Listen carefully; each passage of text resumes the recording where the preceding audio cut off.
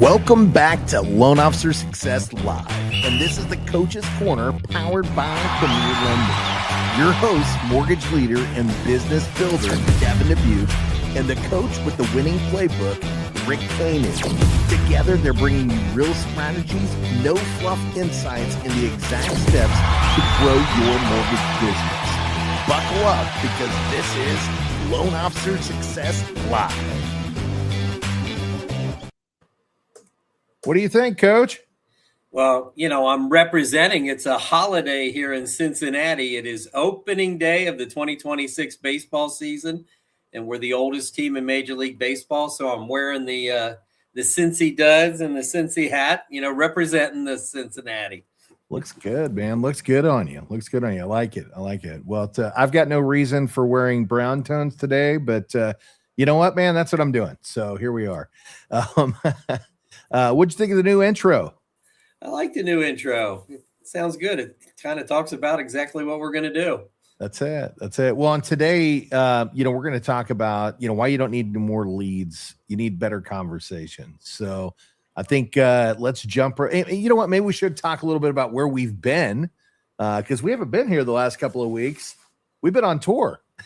Yeah, we had our top producers trip for the company, so that was kind of fun. We all got together down in the Bahamas for 3 or 4 days. Well, most of us 3 or 4 days. One person was only 2.5 days. We won't go into that story. A real adventure. It was an adventure, but we had a lot of fun. And sea. Yeah, land, sea, and plane, right? Yeah. Yeah, what was the movie with John Candy? Cars, trucks, and buses, or something? Planes, trains, and automobiles. Trains, and automobiles. Yeah, what I was actually quoting, I don't know if you caught it, you probably didn't, was Joe versus the Volcano with Tom Hanks. Oh, my gosh. He goes to pick out his luggage, and when he's talking to the guy at the luggage store, he tells him, well, how are you going to be traveling? He's like, well, I'm going to be on a boat, and then we're going to go across the ocean, and then we're going to be on a plane. And he's like, ooh, a real voyage. I think we had a voyage. And some of us more than others, right? Yep. So it's funny, but it was a fun weekend. It was a fun weekend. Yeah, we had a great time, and that's what it's all about. Getting to reap the rewards.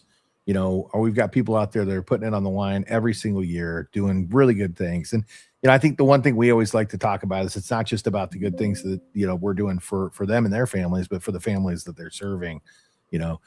Top funder to me means that we're helping more people, right? Yeah. And I think that's what makes it so special. Yeah, and it kind of just ties right in. How is somebody that's closing $30 million doing better than somebody closing 20 million, or somebody 20 closing better than the one doing 10, when sometimes they're getting the same number of leads? Yeah. It comes down to that conversion. Yeah, conversion conversations, right? So here's one of the questions I'm going to ask you, and I think this is a little redundant, but we're going to ask it anyways. So why do so many loan officers and agents think they need more leads when they probably don't? A lot of times it's because they're just not going deep with the people. They're not building a relationship with them, and they're not either hanging on to them, or sometimes they're not pushing them. And I don't mean pushing them in a bad way, but encouraging them to go ahead. If you're ready to buy the house, the numbers look good, and get them, prepared to go ahead and buy that house. Education. Oh, yeah. Education. Yeah. I just had a conversation earlier today with one of our loan officers on the Cageless Callers. And, literally that was what we talked about was, preparing clients, for how to engage in the market. And I think the big issue that we're seeing right now is a lot of clients that are thinking that this isn't the right time to move forward. It's just because they don't have the right information, or they spoke to the wrong person who's not giving them the ability to understand how they could actually make homes affordable right now, right? There's programs on the market today, not a 50-year mortgage, right? Yeah. That can allow for clients to leverage, the current market situation, which is that homes are sitting longer. Sellers are more willing to negotiate. And as a result, it actually is a great time to buy in this market. And more importantly, there's a reason why investors have actually taken over, as 30 to 34% in any market of homes being purchased in the United States today are from investors. Why is that? Right. Well, because they have the understanding that when you can buy a home lower and negotiate on that price or that property, the long-term investment value, right? And that, the scenario that I talked about earlier today was, utilization of our AIM program. And, when I challenged our loan officer in this particular situation was, let me ask you this question, coach. So if a client is renting today and they approach their landlord or their leaser or whoever they're renting from, and they said, look, I'm going to stay with you for the next 4 years, but I need to know if staying with you for the next 4 years that you're not going to increase my rent over that period of time. And at the end of the transaction, I'm going to get to keep 60% of the equity that you've earned on this home. What do you think that the answer from that person is going to be? It's not possible. Big fat no. That's it. Yeah.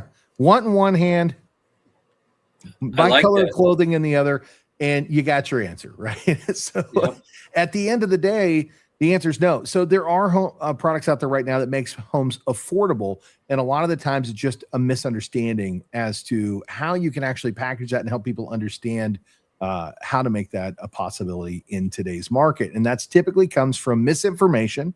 And a lot of times misinformation from talking to the wrong person, right? And that person could be a loan officer that just doesn't understand the market. It could be a real estate agent. It could be your uncle who says, hey, don't buy right now because the rates are in a bad position. And there's a lot of logic that's going to explain to you exactly why that's not the case. Or they don't understand how equity builds in a property, and that you don't have to have your dream house for your first house or your second. My first house was a little 2-bedroom ranch, all those houses built after World War II, thousands of them built in the neighborhood. They all look the same. Yeah. That was my first house. We thought we'd be there 5 years. We were there less than 2. Bought another house. We were there for 3. Sold that one. The equity you gained in those homes, though. I think that's we gained. And now, if I look back, had I just kept my money in the first one, that first one would have been paid off, 15, 20 years ago, and it would have been producing cash for me. So if they understand, buy the first house, don't make it it doesn't have to be the dream home. Have a 3 to 5 year plan, get into it, either get out of it or end up keeping it as a rental property and go for your next property. That's it. Or take the equity that you make out of that and buy a couple of rental properties, right? I mean, give you an example. My first home was a starter home. I lived there a little longer than I think you did. But at the end of the day, when I sold that property, I made $250,000. Right? Oh, wow. $250,000. That doesn't happen in Cincinnati. Well, you're in a different part of the country, right? You guys have more of a 3 to 4% appreciation. And some of the markets that we serve are in the same boat. And the person I was speaking to this morning, they were a 3% market appreciation. I'm in Texas. We see 5%, but in some markets we see as much as 10%. And guess what? When you see a 10% appreciation in a market, man, that's a massive way to earn long-term generational wealth, right? So it's misinformation. And I think that goes back to what we're talking about, right? You don't need more leads, you need better conversations. If you're explaining to people how the market works and how compound interest works on these homes, because you're compounding the equity every single year, right? While in turn paying down principal balance, you're going to open up opportunities that other people are not opening up because they're talking about the wrong things. And more importantly, if you don't know your products, you don't know how to have great conversations, because there's products on the market right now. There are people out there that have created programs to make homes affordable in today's market to solve for the problem, which is what people feel are high rates. They're not high rates. You and I know that, but that's a different topic, because you can't convince somebody that's not a high rate when they saw that they were in the 3s and as low as the 2s, right? A couple of years back, right? That was an anomaly. You and I both know what the average market rates are. We're actually here. These are average market rates. Exactly. But it doesn't change the fact we had a perfect storm. Homes went up in value. People's income went down. Savings has dropped, and we saw unbelievable interest rates for a long period of time. So let's get back onto it. So what are you seeing right now? Are pipelines empty, or are they being mismanaged? Depends on the people. I think they're, a lot of loan officers that have legacy loans and people that, are past clients, and they're not monitoring where they're at and the opportunities to refinance them. Uh, they are sitting there waiting for something to happen that's already happened, and we lost it twice over the last 90 days. We've had the rates dip to a low for the year and then jump right back up, whether it was the war that was going on, or whether it was just something in the with the one of the reports that came out. Had you had conversations with that borrower, you set up what we call like a strike rate that, for a refinance, that when it hits this rate, we're going for it no matter what. You have to either commit to it or not. I mean, already once you had to call that person back and say, man, we didn't have that. If we would have had that as a strike rate, you'd already be saving money. Now it's happened a second time. Third time's a charm. When you're talking to these people, as long as you've been talking to them, you can let them know, we can't let this go by again. Even though you want 3% rates, 4% rates, 5% rates, we're back in the new normal. And that's just not going to happen. Yeah. Well, and here's our rate. I think there's also a reality of the fact that, we got a lot of people that have CRMs. They have their clients' information in there, and they've got programs that are out there that are sending out consistent information. And they go, man, that's enough. But it's not enough, right? It's not enough just to use those. Those programs will help. You'll get in front of more people. You will be more top of mind. So don't get it wrong. I'm not saying that CRMs don't work. They do. But it's also how you're utilizing that CRM, right? Are you making it a point to make sure that you're reaching out to your database by phone once a quarter, just to let them know that you're there, and let them know that, you're here to help them through any decision, whether it's mortgage related or not, right? That you have access to resources that maybe they're going to need. Who knows? They may have a roof issue, or they may have a plumbing issue, or they may have something that comes up and they don't have that perfect contact. But guess what?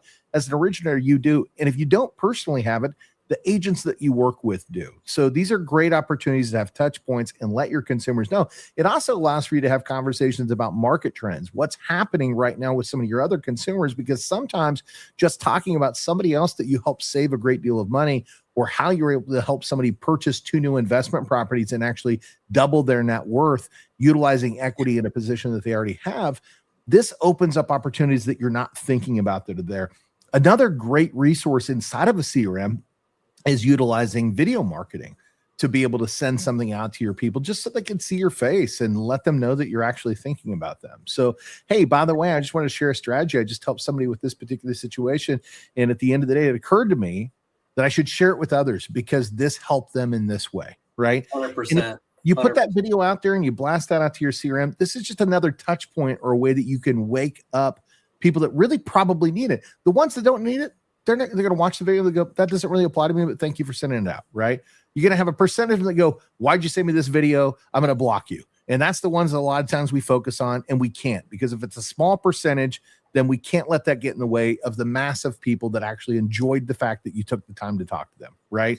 And then you're going to have that group that loves it and says, I need this right now. If you're when we say mismanaging your pipeline right now, mismanaging it could be just not marketing to your past database to have people in your pipeline to be managing, so it's a combination of both. But the opportunities are out there, and just putting yourself out there.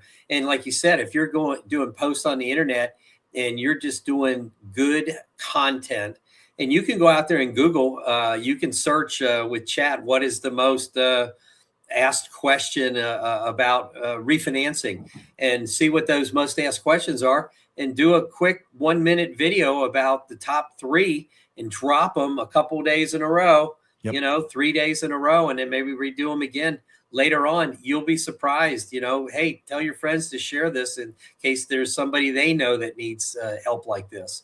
And you can have a story to go with each question, of somebody that's already refinanced. And it doesn't have to be your personal client. It could be somebody that you know of that did it with one of the other loan officers.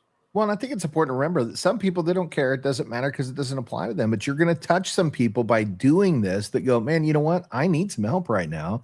And you didn't know they needed help, because it's very difficult sometimes for people to see it. But when they understand somebody else has a struggle and you're explaining them how you help them with that struggle, sometimes they're going to reach out, and they may reach out silently. I can't tell you how many times I've had people reach out in the DMs, because they don't want it to be public, right? Where they've Right. called me on my cell phone from something that I've done because they go, oh, you know what? It applied to me, but I didn't want everybody else to know I was having this problem, right? So when you can share that story about how you serve somebody else by helping them with the solution, and you can do that inside of your CRM, or you can do that, as Coach said, through your social media, you're inviting people to reach out to you for solving that same problem that they may be having and maybe uncomfortable to say. And let me tell you something.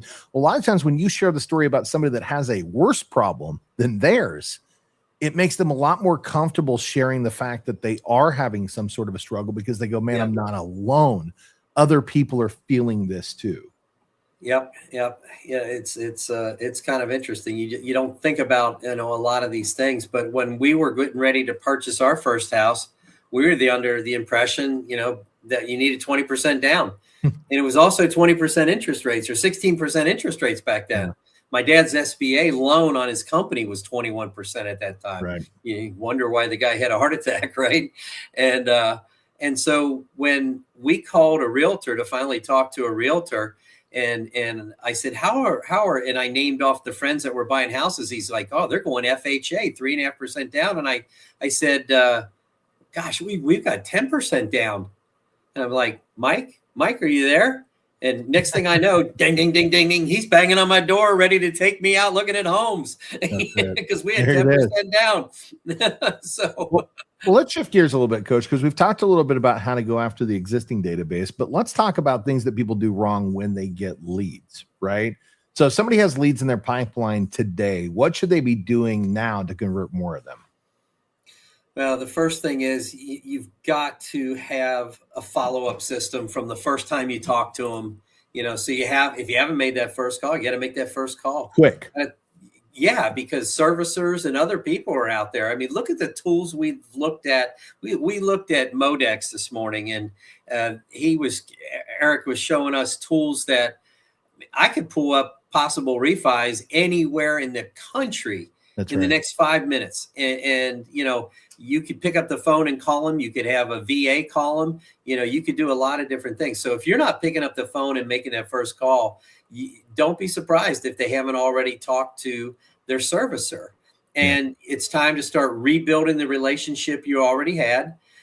Start educating them on what's been going on in the market, what opportunities have actually happened, and which ones are, might be coming up, and explain to them, hey, this might be the third time this happens this year. And if this is what you want to do to save this much money, we got to be prepared to make the move happen quickly.